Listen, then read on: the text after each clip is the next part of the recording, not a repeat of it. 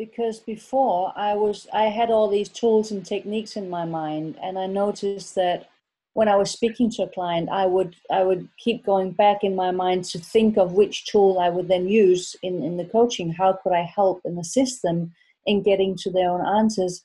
But now there are no tools and techniques that I use, and which means that I'm much more present with the client. I'm simply listening and waiting to see what occurs in me when they stop speaking. And so I find that my grounding has become deeper and my listening has become deeper, and the results are astounding. So tell me a little bit about the results. What have you noticed with your clients? But yeah, it seems that within quite a few times, quite less time than I used to, maybe 3 or 4 sessions, they really start to see what they're doing.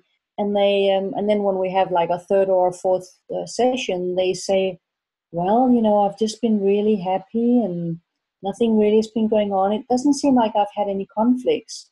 And so they're thinking sometimes that it's the outside that has changed. And then, of course, I point them back to the fact that something inside of them has shifted. They're seeing things differently. They are approaching things differently, which means that they're having different results and they're having different effects on the people around them.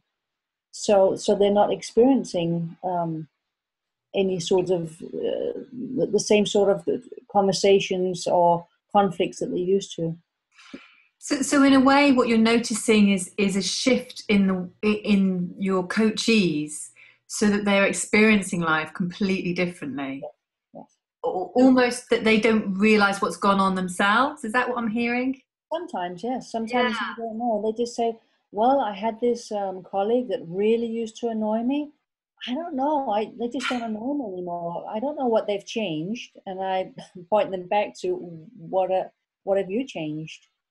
Or one client I had, he was we were talking about business things, but then I remember one day he said that his wife's voice was really irritating to him, and he was frustrated because you can't really run away from your wife's voice. It's there, and within I think 4 sessions, I said, "How's it with your wife's voice?" And he said, "What?" I mean, he'd forgotten that he had that he'd even thought that it wasn't an issue anymore. So it seems like things that used to be a challenge are not a challenge, and I really have to point them to the fact that something has shifted inside of them without them even noticing sometimes. So what would you say to coaches then who are making this transition? And I count myself as one of those who are making this transition and are finding their way slowly into this sort of using the 3 principles within their coaching in a way that feels congruent. Yes. And it can feel a little bit different for some of us. I can tell you that for myself. So what would you say to coaches who are at this phase in our journey? It's very much about trusting in yourself, really.